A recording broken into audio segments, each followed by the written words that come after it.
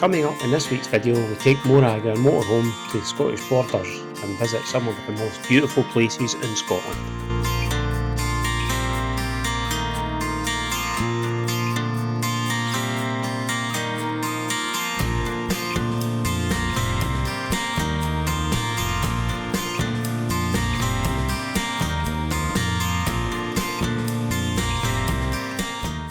Hi, we are Jay and Hazel from McGoo's on the Go, and this week we are in the Scottish borders.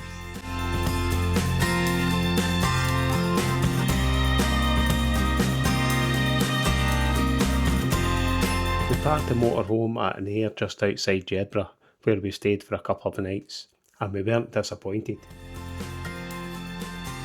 Our first stop of the day was the Castle Jail and Museum. Although it looks every bit like a medieval fortress, what you're actually looking at is Jedburgh Castle Jail, one of the most fascinating prisons in Scotland. The building we see today was constructed in the early 1820s, not as a castle but as a revolutionary new prison, designed by architect Archibald Elliott. It followed the idea of prison reformer John Howard, who believed prisons should encourage rehabilitation rather than simply punishing offenders. Some joke that it was the most comfortable jail in Scotland because prisoners had individual cells, better sanitation and opportunities to work and attend religious services, a huge step forward for its time. The jail wasn't just for dangerous criminals either.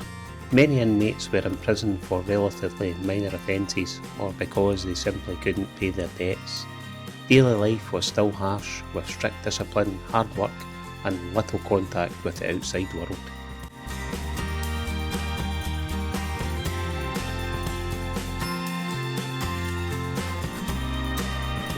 Somebody's had a rough night here. Today the jail has been carefully restored as a museum where you can step inside the original cells, meet costume characters and discover what life was really like behind these imposing walls.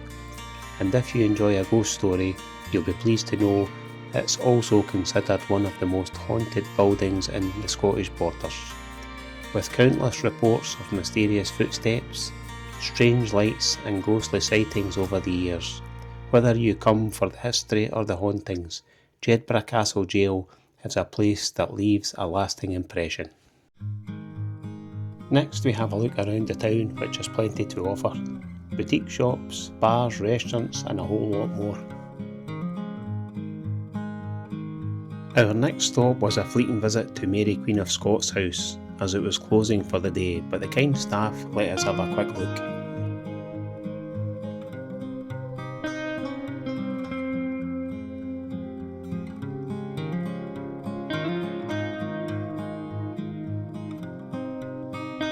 Mary Queen of Scots stayed in Jedburgh in 1566 while holding court, but after making a gruelling 40-mile horseback journey to visit the injured Earl of Bothwell at Hermitage Castle, she returned dangerously ill with a fever. She recovered here over several weeks, and today the house tells the dramatic story of her remarkable life through fascinating exhibits, including a replica of her death mask and period artefacts.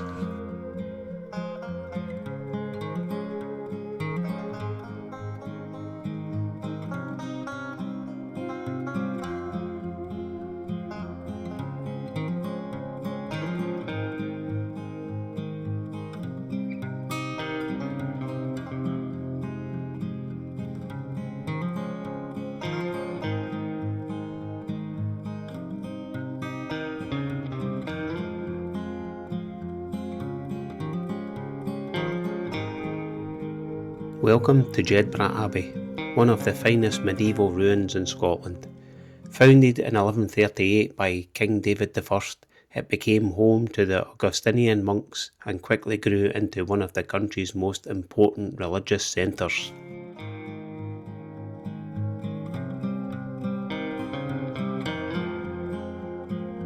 Its location, however, was both a blessing and a curse. Sitting just a few miles from the English border meant the Abbey was repeatedly caught up in centuries of conflict between Scotland and England. Instead of a peaceful monastic life, the monks often found themselves living in the middle of a war zone. Life here wasn't just about prayer. The monks farmed the surrounding land, cared for travellers, educated local people, and carefully copied important manuscripts by hand. The Abbey was at the heart of life in the Scottish borders for more than 400 years.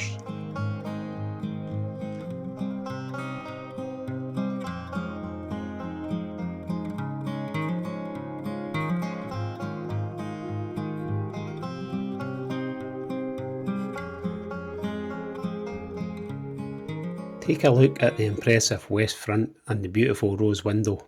Although the stained glass has long since disappeared, you can still imagine how sunlight once streamed through the colourful glass, lighting up the vast church. The Abbey is also unusual because so much of the height remains, giving you a real sense of just how magnificent the building once was.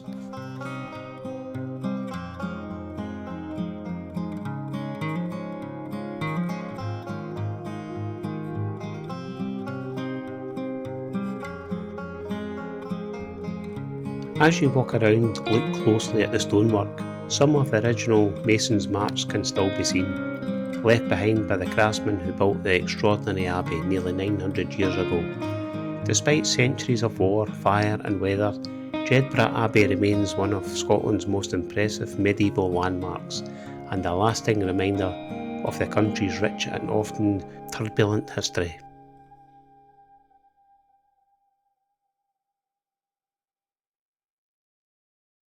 Good morning. Good morning. I hope you enjoyed our wee trip around Jedburgh yesterday.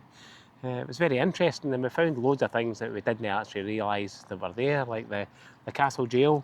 Yeah, which was really good. Was good to go around and it's free access, they don't even ask you for money, although you can make a donation on the way out. Then we went down to Mary Queen of Scots' house. Unfortunately we only got to that as it was closing, so it was a quick zoom around. We had about 10 minutes to do that. And we then were lucky to get in, remember? Because the lady was very ready lucky to walk up and she let us come in, which was good. Very lucky. And then we had a walk round the town, which is a lovely wee town, loads to see in it. And today we've actually come along to Kelso, which is about 10 miles along the road. So we'll take a wee walk round Kelso. Yeah, we're just going to do the the Kobe River walk, I think it is. Yeah, and we'll see what we've got to offer.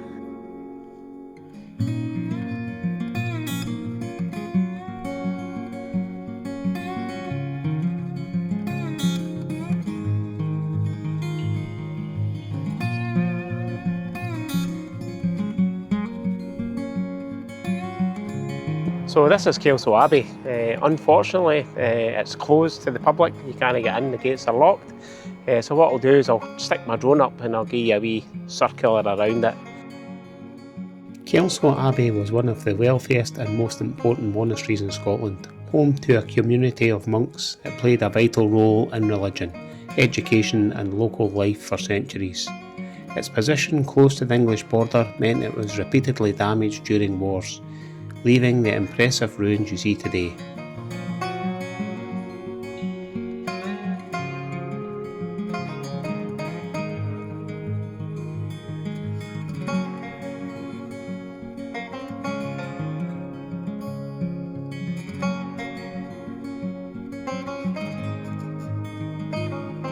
So this is the main town centre. It's got some European vibes there.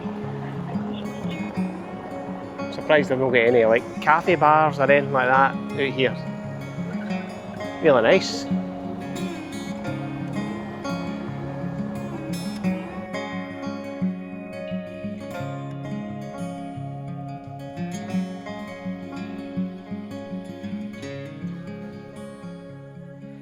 So this is our park up. We've been at for the last couple of nights. Castlewood Farm, just outside Jedburgh. It's about a 500 metre walk down the hill to Jedburgh. I say this is a wee gem of a place. It's actually a camper here. There you go, camper here there. It's £12 a night to stay. There's no electricity or toilets or anything like that, but it's got everything else you require. It's got a chemical waste point. fresh water and a grey waste drop. It's got all your rubbish recycling, glass, plastics, that sort of stuff. And the site, it takes, I think they only take 5 vehicles maximum per night.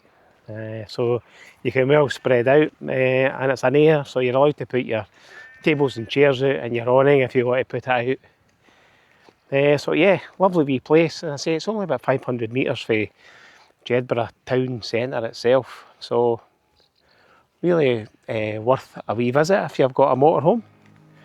Okay, so we'll wrap this video up here. We've had an absolute great time in Jedburgh and Kelso. Yeah, both lovely wee villages or towns to visit, plenty to do. Yep. And it's easy to walk about as well, isn't it? It is, yeah. I mean, this place we're staying at's only like 500 metres and you're in the centre of Jedburgh, so really good. Loads to see, loads of walks. Really and the nice people. Our friends are just Really. so friendly, so yeah. Locals. Okay, so we'll wrap this one up here, Yeah. and all we can say is it's a Toodaloo toodaloo from the McGoo's.